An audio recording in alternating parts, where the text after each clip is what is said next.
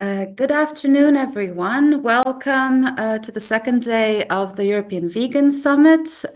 We are right now going to be initiating a panel on the EU-Mercosur treaty, a treaty against justice. So we're going to discuss the various ways that this treaty might threaten various parts of our security, especially food security.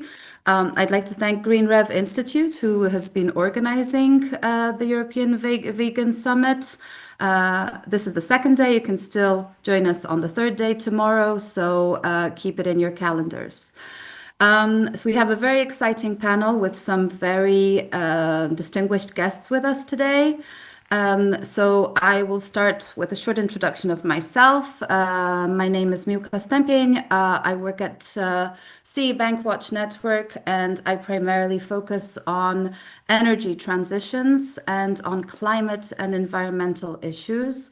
So I also deal with policy, but on a slightly in a slightly different field. This is why it's a great pleasure to be able to join this panel as a moderator and talk with you about the enormous pressure that European citizens and local farmers face in the face of this treaty and against powerful global corporations. I think it's very similar also in the energy sector that us activists are up against huge odds, and that's why it's even more important to really have a space to discuss this. So we're going to talk a little bit about, justice and social justice, especially environmental protection, climate issues, food security. But I will let our wonderful panel go into more detail with this. So first of all, let's start with Carla Lettieri, who is a vegan advocate with a Ph.D. in juridical sciences and sociology. She serves as the executive director of Animal Equality Brazil, leading efforts in animal rights and welfare. I introduced Carla, but I can see Małgorzata. So Carla, welcome, and it's a pleasure to have you here all the way from Brazil. Next, we have Thomas Manandhar Richardson, also a PhD Director of Research at Bryant Research, a behavioral science and policy consultancy, and he exclusively serves the issue of animal advocacy movement and the alternative protein sector, but he'll go into more detail during his presentation. Specializes in farming, food security, and food system economics. Welcome, Thomas. And then we have Lis Cuhna, who is a political campaigner at Greenpeace European unit. She's been Greenpeace's trade policy expert since 2022 and was previously a policy advisor in the European Parliament, focusing on sustainable trade and supply chains. Welcome, Lis. Next, we have Daniel Pérez Vega, who works on the Eurogroup for Animals Trade and Animal Welfare Project. He acts as a constructive partner to EU decision makers and offering WTO compatible solutions to issues related to trade and animal welfare. Welcome, Daniel. And finally, Małgorzata Szadkowska, who's the president of Compassion in World Farming Poland since 2015. She's been working there, and she's an expert in animal welfare, agriculture, and food security. She collaborates with business, public sector, and NGOs to promote responsible consumption and systemic change. So welcome, Małgorzata. And we'll start off with maybe sort of a more general introduction to the topic about what the biggest threats of the EU-Mercosur trade agreement are. I would maybe like first to focus on a couple of the main issues that I indicated in the short introduction. So let's focus maybe first on social justice and how you see this agreement impacting issues related to social justice. I'll start maybe with Liz. Sure. Hi. Nice to see everyone here. You really have to, I think, when talking about social justice and this trade agreement, what I think first is, what even is this trade agreement? It is a trade agreement between the European Union countries and the 4 South American countries composing the Mercosur bloc: Brazil, Argentina, Paraguay, and Uruguay. And what civil society in South America is really saying or highlighting as one of the issues of the agreement is that it is following a neo-colonial logic of exploitation. So it's really going to exploit and explore nature, animals, workers in South America, primarily for the benefit, the economic benefit of a few large corporations that are mostly in Europe. So it's really going to increase this exchange of goods between the 2 blocs on a basis that is considered to be neo-colonial and just continuing that kind of exploitation of our natural resources and of people around the globe, especially if you consider the global North and global South relations. So when it comes to social justice, this is really a trade agreement that is going to reinforce those structures of exchange that are based on exploitation of people and planet. That's one of the first things when I think about social justice in this agreement, but there's many other aspects. Maybe to just mention one other social justice element. I was just last week with some colleagues from Brazil, some indigenous leaders from the Articulation of Indigenous Peoples. They were in Europe, and we had some meetings with politicians in Europe around this EU-Mercosur trade agreement. And they were really highlighting how this agreement is going to lead to more pressure on their lands because the expansion of agriculture in South America that is going to be a result of this trade agreement, it is really putting more pressure and going more and more into their territories and also leading to more use of pesticides in the areas around their territories. And that's, of course, also impacting their health and their plants and their rivers. So it is impacting a lot the rights of indigenous peoples as well in South America. They are already feeling some of those impacts now because they know politicians in Brazil and in the other South American countries, they know that the trade agreement is coming. So they're already starting to adapt and expect this European market that will be opened up more for the South American agricultural products. So the impacts are already being felt now, but once the trade agreement is approved, if it is approved, they fear that it's going to lead to more threats to their livelihoods and their lives. So yeah, I'll maybe stop here for now. Thank you, Liz. I know it's a very short sort of a possibility to go into a lot of very difficult topics in a very short time frame. So we will try to give a good overview from various perspectives. And I think your opening statements lead well into some of the environmental issues or environmental justice issues, especially those in South American countries. So I'll hand over to Carla now so that maybe she can add another perspective to this. Thank you. Hi, Miłka.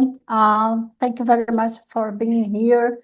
I'm honored to be with such an excellent team, colleagues in this panel.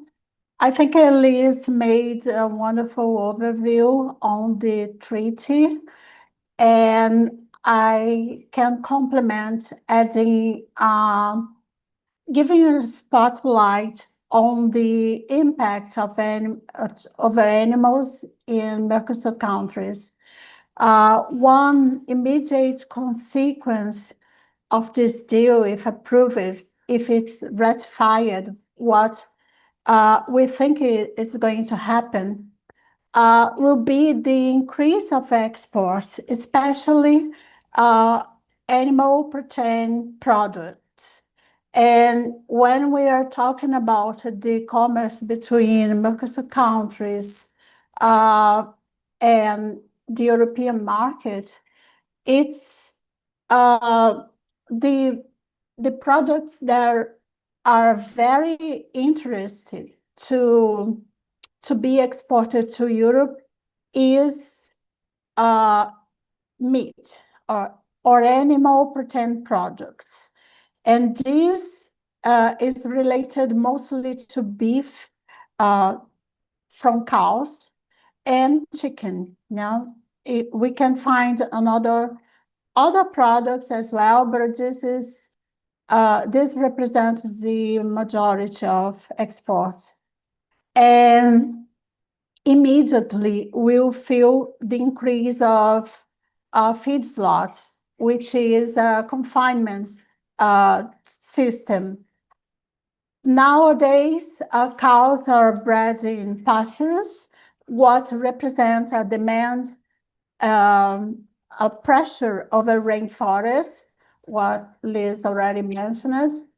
And to overcome this situation and to continue increasing exports, government and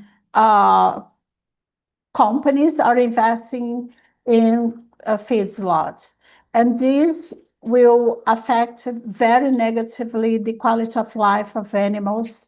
But also, it's possible to say that it's going to be harder to fight for improvements in animal protection standards in Mercosur countries, because we don't have minimal standards. When we compare European animal welfare standards to the standards present in Mercosur countries, we can see that there is a huge gap. And with the increase of exports, it's going to be even harder, because the farmers and the companies will be focused on increasing exports. But if the deal don't have or at least mirror clauses that can balance the animal welfare standards with the standards in the Mercosur countries, we'll see the decrease of the standards we'll have here. But it will also affect the standards in Europe, because the increase of exports with minimal animal welfare standards will lead to a race for the bottom in Europe. So it's possible to say that European producers trying to be more competitive will force the decrease of the standards they already have. So it's going to be harder to fight for animal protection both in Europe and in Mercosur countries. So what we can say is that this deal is terrible for people in Mercosur countries. It's not going to add so much value to our societies, but it's even worse for animals. I think it's going to be terrible if the European countries don't commit themselves to keep the same standards from both sides. I think this is the major impact. Thank you, Carla. I know this is also a topic that Małgorzata is focusing on in terms of animal welfare and standards of the sort. So maybe, Małgorzata, you can add something from the perspective of, do you agree that this will impact European standards of animal protection? Of course. Hello, everyone. Thank you so much for the invitation. In terms of animal welfare, and to add something what Carla just mentioned, I think it will be the Mercosur agreement in the presented form would be a step back in terms of European animal welfare legislation, but it would also definitely increase the trade in Mercosur products, meaning low animal welfare products. So the combination of decreasing the levels of animal standards with trade going up, it doesn't sound like a good combination. So I absolutely I agree with Carla on that. But I also think we cannot think about the current EU legislation because the minimum standards were mentioned before. We cannot think about this legislation as a whole and as a final product that is what we are aiming for, especially having in mind that we are currently in this very unique process on the EU level of animal welfare legislation revision. So if the Mercosur agreement, as I already said, in its presented form will come into force, it will definitely undermine the EU effects and the efforts, and I'm afraid it will freeze any further progress with animal welfare in our country, impacting both sides. So all the member states, but also having impact on South America. And if we think about some simple examples, in South America, there is no legislation that basically bans any kind of the, let's say, the most cruel confinement in terms of farming animals, such as, cages for lying hens or crates for mother pigs and so on. And on the other hand, in the EU, amongst 27 member states, we have already excluded some of these cruel methods of farming, of keeping animals. I think the lying hens directive and the example of battery cages is a very good example. And that the ban was implemented 12 or 13 years ago already, and it's been introduced back then. However, and as I said, there is some current discussion around member states in terms of the animal welfare revision. But also, I think worth mentioning is that there are already some European countries, some member states who stepped up and decided to do even more that, these minimum standards presented, as I mentioned, over a decade ago. So some countries such as, Austria, Luxembourg, already banned all cages for lying hens. Some other countries are in this transition period. And I'm not speaking only about lying hens, but also this is the case for other species such as mother pigs. So I think that's one of the things that should be definitely mentioned. And on the other hand, we have South American countries when, as I said, no similar bans have been enforced. And as we know, there is no new legislation expected to be presented in terms of these. And these are definitely this type of provisions that are missing from the current document as of Mercosur agreement. Also, I think it sends the agreement in this form sends a very counterproductive signal to European farmers. And speaking from my experience, from my discussions and meetings that I had with Polish farmers, it sounds very demotivating for them to hear that we can possibly import an immense amount of animal products into European Union where similar animal standards are not met. There's also the issue of potential, audits on the ground, who would provide these, who would conduct these, and so on. So I think there was also mentioned the mirror clauses, which in theory sounds good. However, I would point out that even within current EU legislation, within all the member states, all the 27 countries, there is a serious issue with implementing some of these, directives or basically some of these law. We can mention the example of tail locking, which was,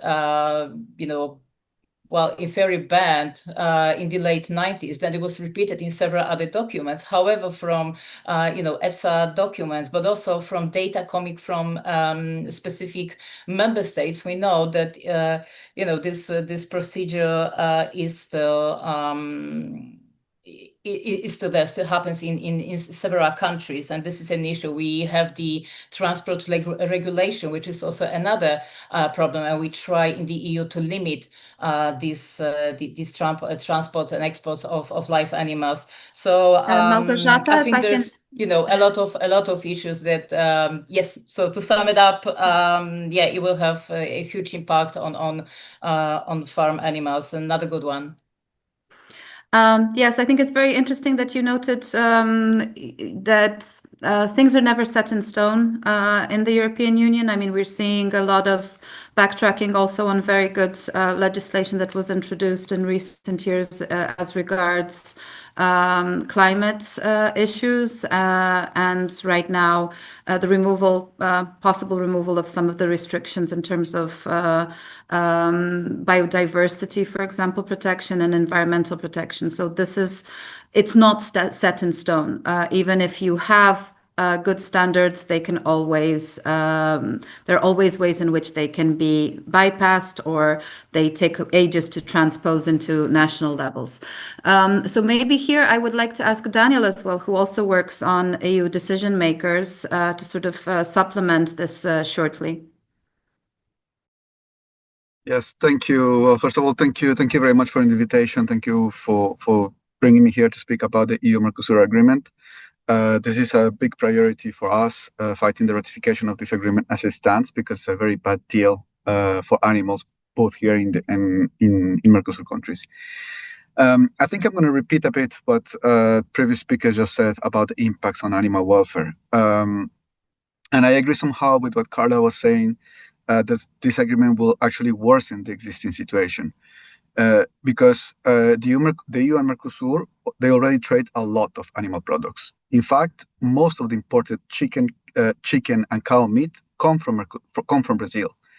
And so far, and that was already said, most of the EU's animal welfare standards do not apply to imported products, except for those at the time of slaughter. Now, the trade agreement has something that is something rather good. I mean, perhaps the only good clause there, it is that it will condition the liberalization of eggs to compliance with EU standards, and that's really good.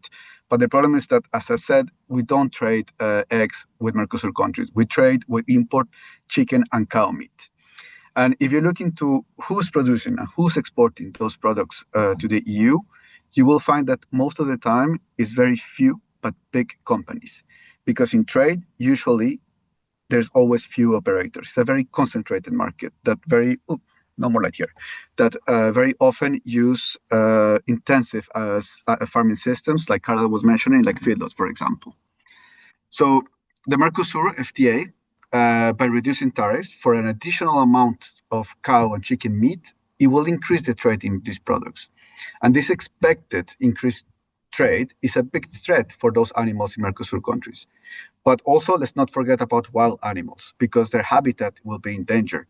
The increased trade in cow and chicken meat, but also in soy and in leather, it will bring more deforestation, will fuel deforestation in those precious ecosystems. And finally, of course, I have to mention the big threat on animals in the EU, or the progress the threat that this agreement will bring to progress in the EU, because at times where the EU is looking into improving its animal welfare legislation, of course, this will bring a very bad signal to producers, to decision makers. This is what we call in trade a chilling effect, basically. We will perhaps not rise to the bottom, I think, but we will perhaps just cool down any progress on EU legislation. So that's another big threat that I see here. Thank you. Thank you very much, Daniel. And finally, I think linking all of this is food security.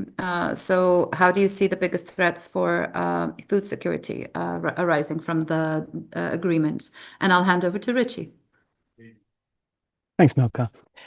Yeah, so the food security risk that I want to shine a light on here is the risk to our farmers. It doesn't matter what country you're in, farmers are the backbone of our food security. And so earlier, Liz highlighted how it can be exploitative to Mercosur farmers and agricultural workers. And it's no secret that in Europe, farming is in crisis, particularly livestock farming. And the EU-Mercosur deal could make that even worse. So it's kind of pretty obvious why. Some of the speakers have said it. Cheap animal products from Mercosur countries will negatively impact European livestock farmers because it reduces their competitiveness. European livestock farmers are protesting in the streets about this. But it can also be unhealthy for the sector in the sense that it increases the European livestock sector's dependence on imported soy. So Argentina is set to reduce their export tariffs on soy meal to the EU under this deal. And specifically for factory farmed meat, soy meal is a key protein component. It's a big part of the cost. And so it's a food security risk in that it kind of increases the sector's dependence on that imported soy meal.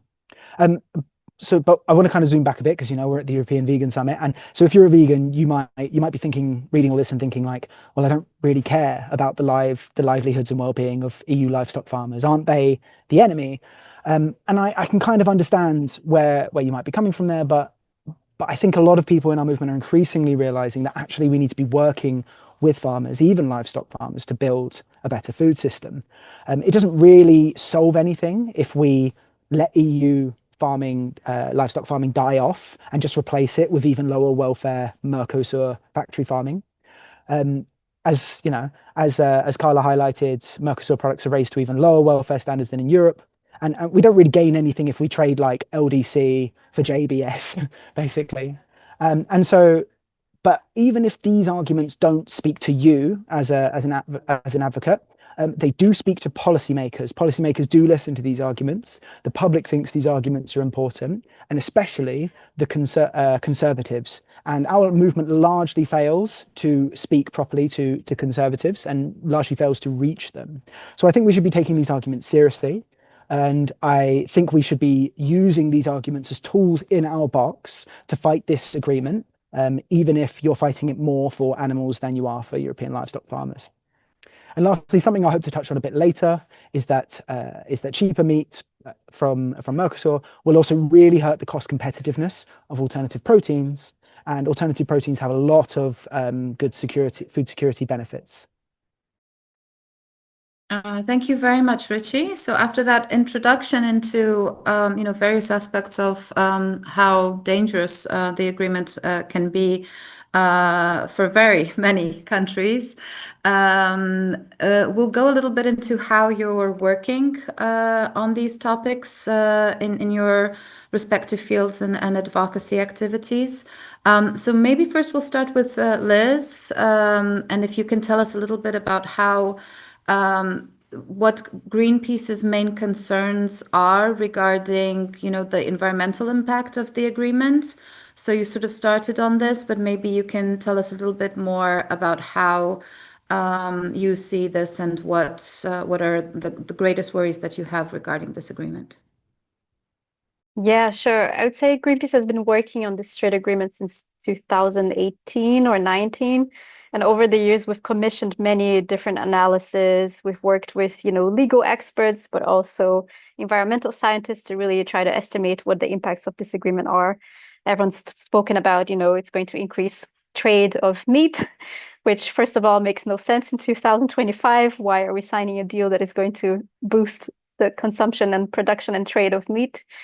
But there's been many analyses looking into what that means for forests, in particular the Amazon rainforest, but not only. So there's estimates showing that the meat quotas in this trade agreement could lead to at least 5% increase in deforestation rates in the Mercosur countries. So going beyond the Amazon rainforest, also in the Cerrado savanna in Brazil, in the Pantanal wetlands, in the Chaco forest in Argentina and Paraguay.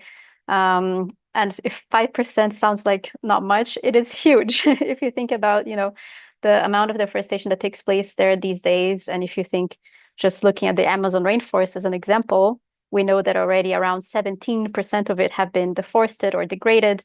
And if we reach a point of 20%, 25% deforestation of the Amazon rainforest, the forest reaches its tipping point where it starts to slowly become kind of a savanna. So it's, it's really under threat, existential threat of being and continuing this important rainforest that we all know and need.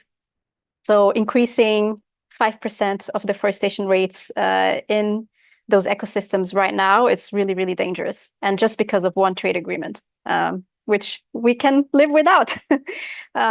And that's just one of the impacts, of course. We've been looking at the impact of forests, but if you think about the associated emissions that will go with this agreement because of the deforestation, but also because the other side of the coin is that the European Union will be able to export more cars, mostly based on combustion engines, and also more chemical products. And the associated emissions with the production and then use of those products is also leading to a situation where we will have an overall increase of greenhouse gas emissions because of this trade agreement. And we know that we don't have time to continue increasing our emissions. We need to go down. So again, why signing a new agreement that is going to take us in the opposite direction of where we need to go? So these are the kind of things that we've been looking at.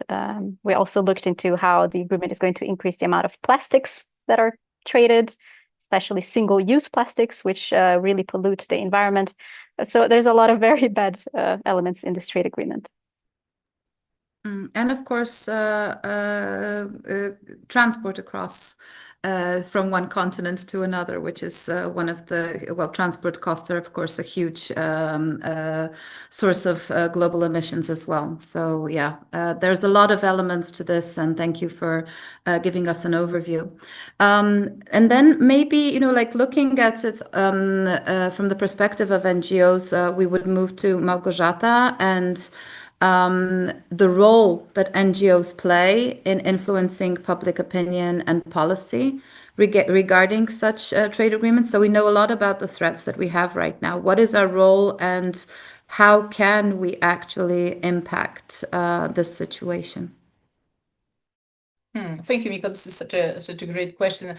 I think as a NGO representative and as part of the movement, there are two components I would mention as how NGOs can make influence to the public. The first thing would be education, but in terms of translating very difficult, complex issues/agreements, as in this case, to more universal, more common language. So, citizens can actually understand it. And there's a reason this deal has been in the making for 25 years, right? The longest negotiated agreement in the history of EU, most likely.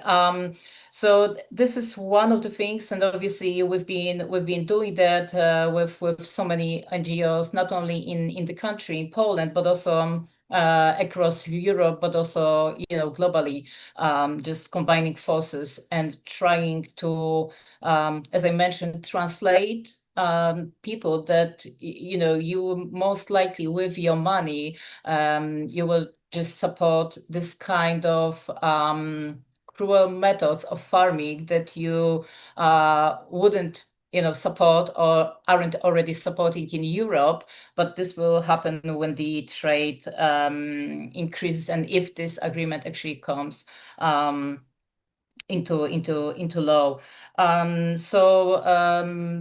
A lot about EU consumption, but also there is the component of food security. I think it was already mentioned, but food security in terms of not only production, good quality products, but also in terms of consumption. So basically the issues such as right to food. So we were working a lot on that, and the reaction, the backlash that we got from our supporters, from the citizens, what I heard so many times, that people were basically unaware of this, because again, this is such a complex issue. Any kind of trade agreement is very difficult to understand. So that's one of the things. But I would also say the other component of how NGOs should work with public, but also politicians / governments. We have this very unique position to be, let's say, a middleman between governments and society, so we can take all the notes, remarks, and opinions from the society and bring these to the government. However, we are in no position to, as watchers, we are in no position to produce law.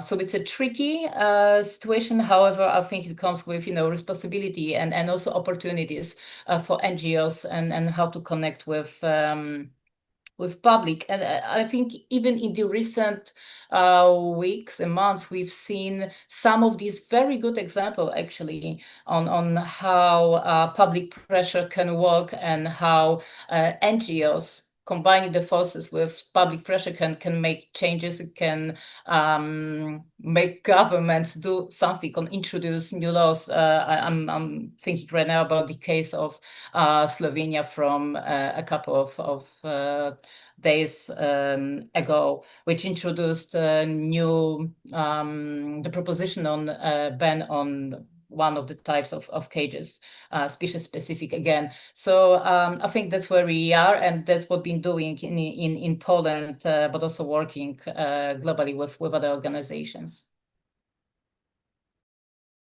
Yeah, I think the biggest strengths that the NGOs have is through our networks, because we are able to come together and really try to push for certain changes. But what kind of changes are we going to ask for? So, what practical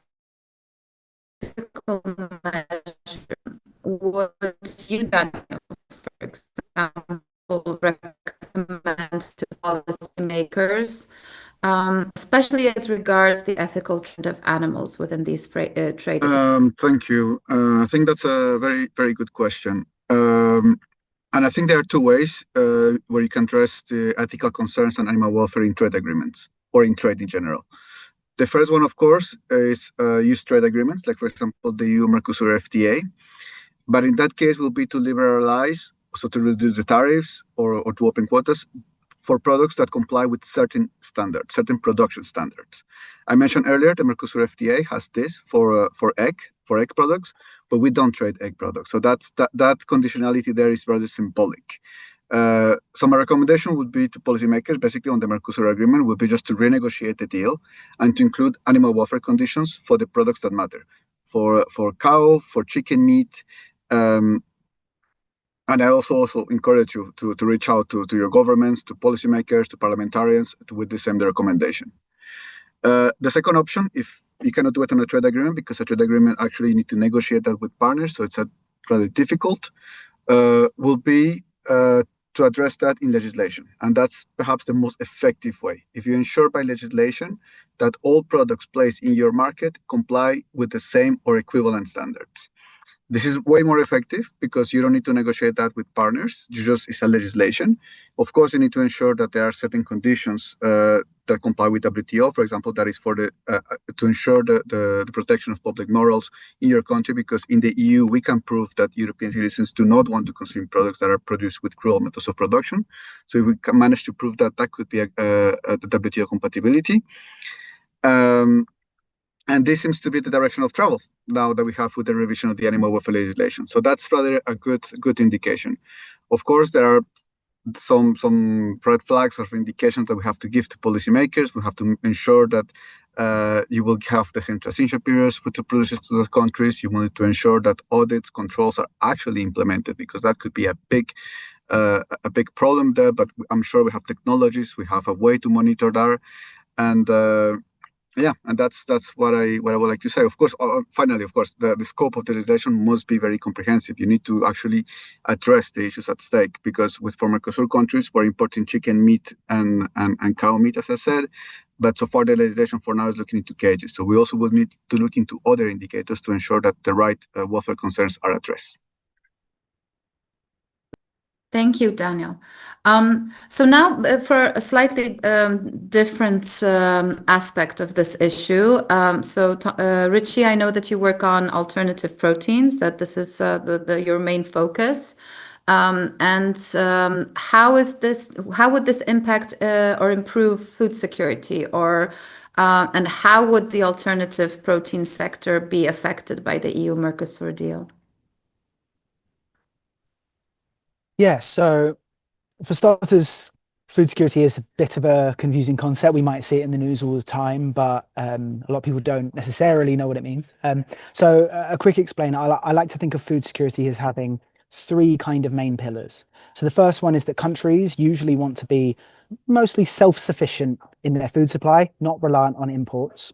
The second pillar is that they want affordable nutrition. And then the third one is that they want a thriving farming sector, right? I think alternative proteins have the potential to beat animal proteins, and especially factory farming, on all of these. So the first one is self-sufficiency. Well, European countries understandably don't want their food security to be dependent on imports from other countries.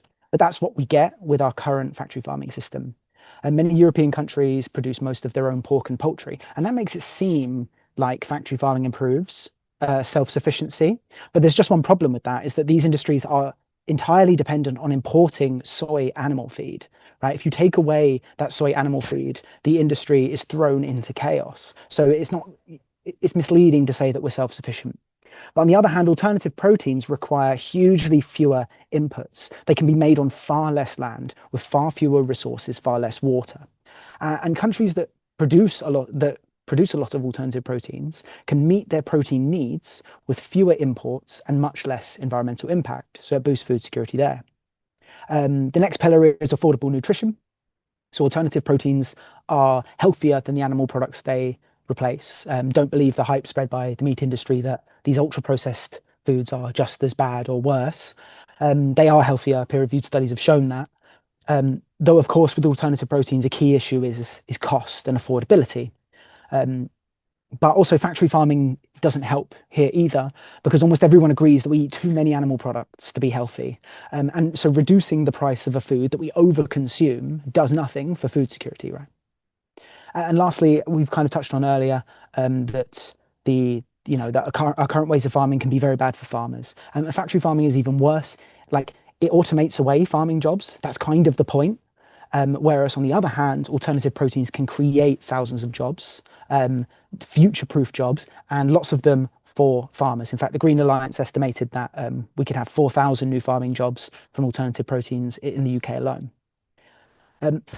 And lastly, alternative proteins, they bring protein diversification. So animal agriculture is very few crops fed through a bottleneck of very few animal species. And things like diseases like bird flu, African swine fever can be really devastating to such a fragile system. Whereas with alternative proteins, just look at all the alternative milks we have. We have soy milk, pea milk, oat milk, rice milk, coconut milk. I've had potato milk before. We can use a diverse range of proteins that suit a lot of farmers. So all proteins are great for food security. But unfortunately, I think the EU-Mercosur deal will be pretty disastrous for alternative proteins for a reason that's quite simple. We'll be importing cheaper meat, and so it will get very hard for alternative proteins to become cost competitive with animal products. They're already struggling, and we are making some progress, but this will set us back even further. And secondly, if we're importing more soy meal, that might allow European farmers, livestock farmers, particularly factory farmers, to drive down the cost of their meat products as well, which also make it harder to compete. Because ultimately, when it comes to factory farm chickens and pigs, most of the cost of the animal, most of the price to consumers is in the price of the feed. So there's a big danger that even though alternative proteins are not mentioned anywhere in the deal, that they will be very badly affected by this deal. Okay, and finally, I mean, we've focused a lot on the situation more from the European perspective in the last couple of statements. So maybe let's go back to the South American perspective a bit more and the animal welfare situation there. Maybe you can add some more about how this will impact animal welfare in South America, Carla.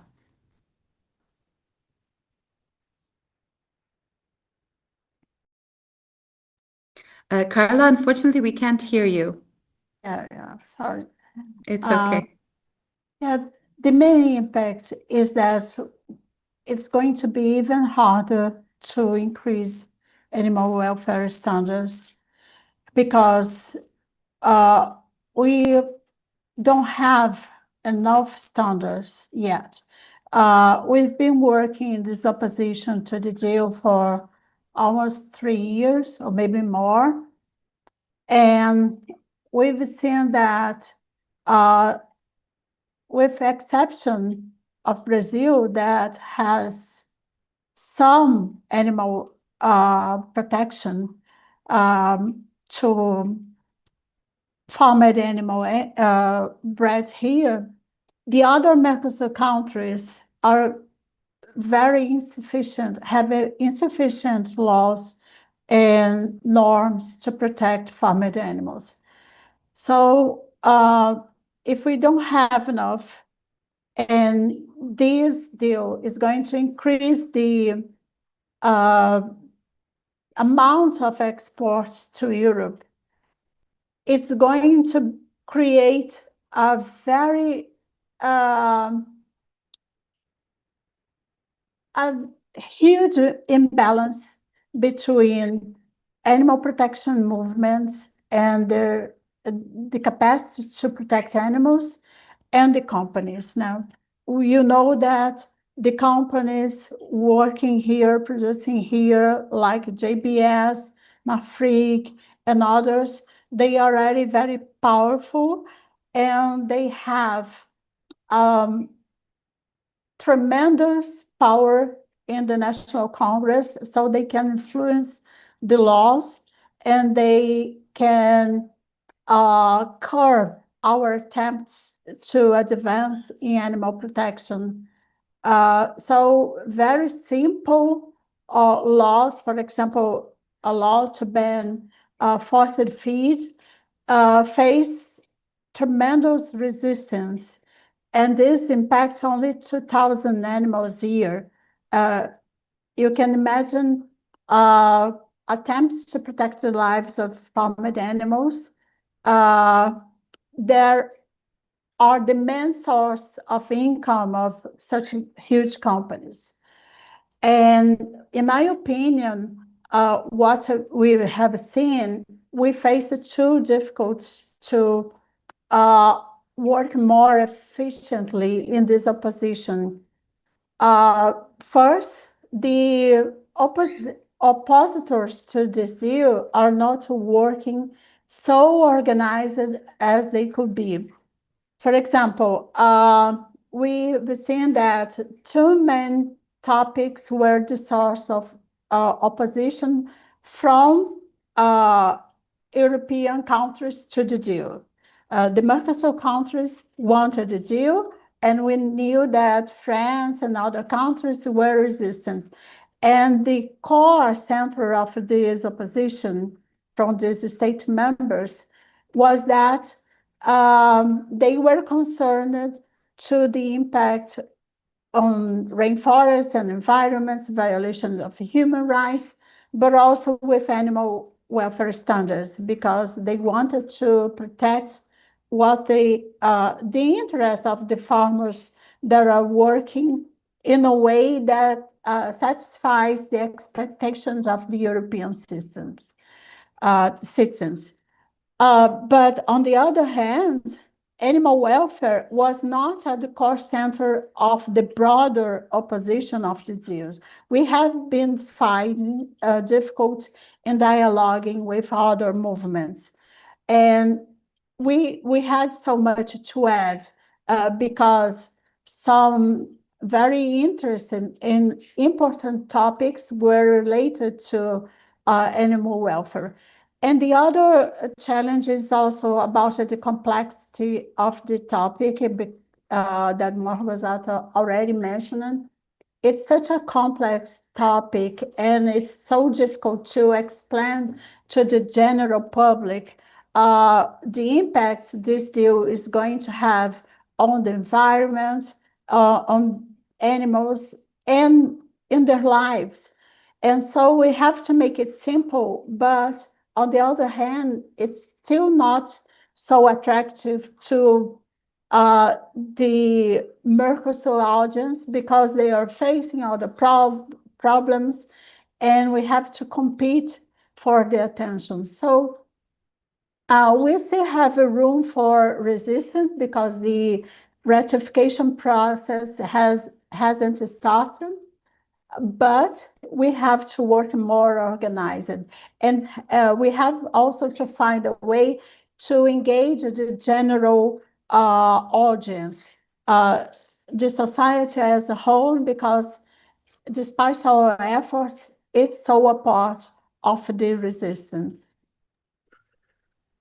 What comes out a little bit from all this conversation is it's very hard to say who will benefit from the EU-Mercosur aside from big corporations, because it won't be us consumers, or if I don't like the term consumers, but the people who eat the food are not going to be, the producers in Europe will not be in a better situation.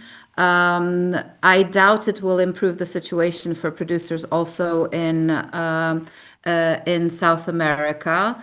Then it will not help the farmers. It will not help animals. So who is benefiting from the EU-Mercosur treaty? It's a very simple question, but who are we signing this deal for? Because it's very similar. It's right now we're talking a lot about competitiveness in the European policy. It's become sort of this new buzzword. And one of the main issues is that a lot of European producers are losing out and disappearing from the markets in various fields. And it seems very similar that this is what this treaty will lead to. So who is winning if we sign this agreement? And I would open the floor. I mean, who would like to answer this question? I wasn't Liz. sure if it was a rhetorical question. No, I have one answer.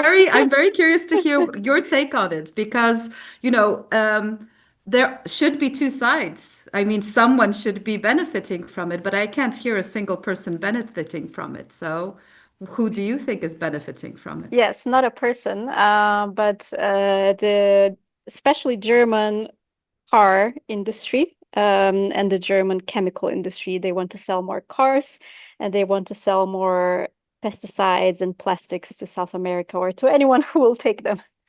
They are really estimated to be one of the main beneficiaries of this trade agreement. So really the German car and chemical industry on the European side.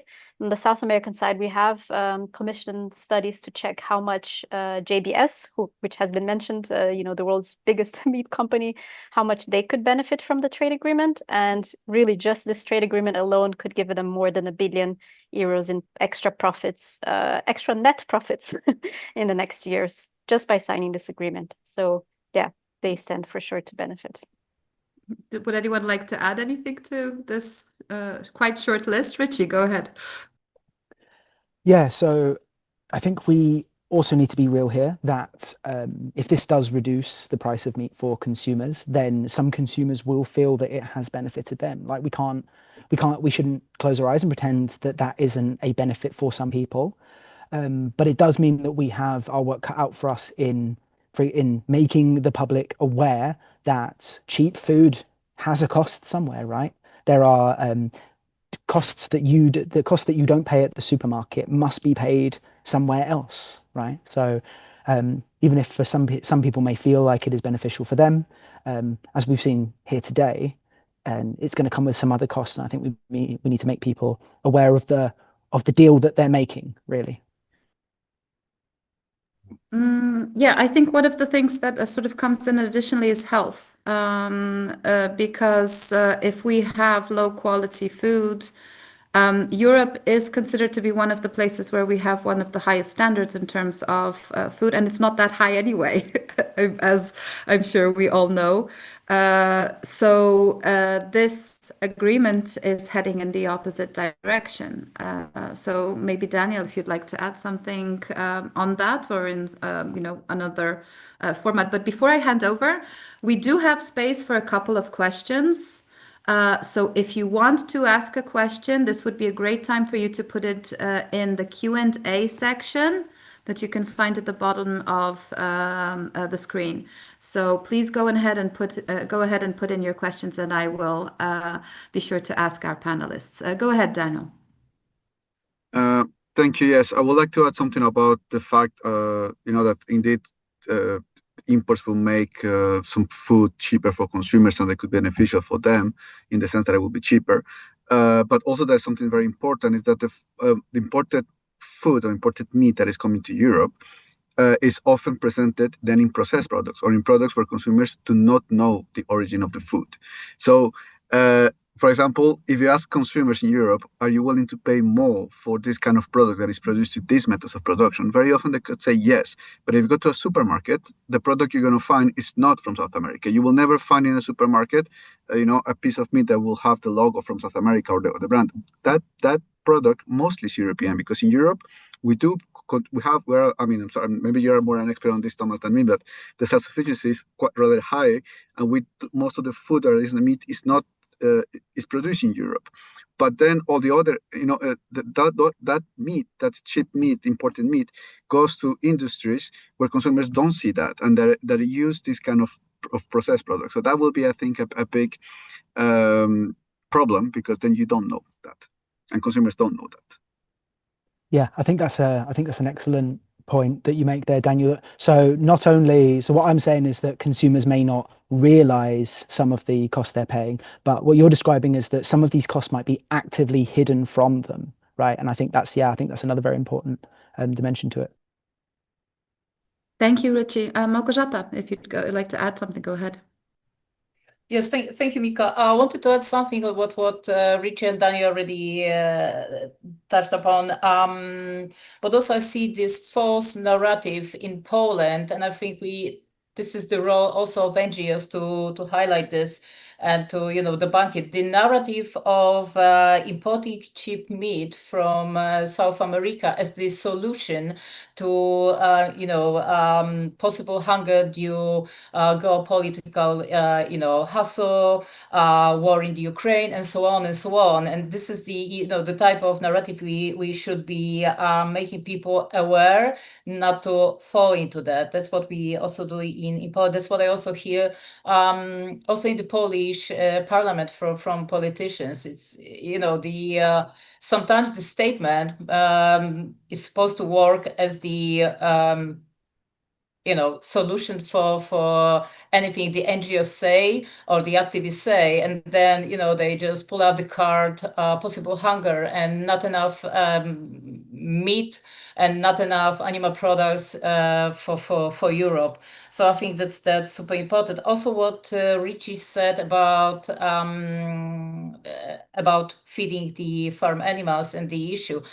I think what we should be doing is, underlying the fact that we should be feeding people first and not farm animals. This is very insufficient and very unsustainable food system production, actually, feeding farm animals and then having meat and other animal source products out of it. It should be the other way around. Okay, so we have a more of an idea of who is benefiting from this. We have an idea of who will be losing out on this. So who has the most influence? So we have local farmers, we have global corporations, lobbyists, we have citizens speaking up. Whose story is being heard, and who is going to win out? How do you see the situation at the moment? And maybe I'll ask this question to maybe Richie. We'll start with you. Yeah, so coming back to what I said, I think one group that has a lot of power here is the farmers, right? So firstly, because we've seen that that policymakers listen to them, they will often pass policies that they don't want to anger the farmers, and we've seen what can happen when the farmers protest. And so I kind of want to reiterate here that we should be looking as the animal movement, we should be looking to make alliances with farmers, because here is especially European ones, because this is an issue where we actually have a lot of common ground. And so I think that we can forge some good alliances. There are groups doing that. So, for example, I see Kim in the chat has highlighted Vegan Support the Farmers. There's and so I know them. They do great work. There are organizations in the EU as well. So there's the Farm Transition Network, and there are some others as well. So I think this is a good opportunity to boost our voice and get some of our messages heard by making alliances with farmers. And I think there are even ways that we can ally with livestock farmers to get some of the outcomes we want to. I think there are some win-wins there. We don't look for those win-wins, but I think we should be. Okay, thank you, Richie. So, yeah, I think, I mean, it's sort of like the conversation about miners in coal phase out, which I'm dealing with a little bit. That's suddenly turns out that you have a lot of common ground, even when you weren't expecting to. And your methods differed, of course, of how you approach the issues.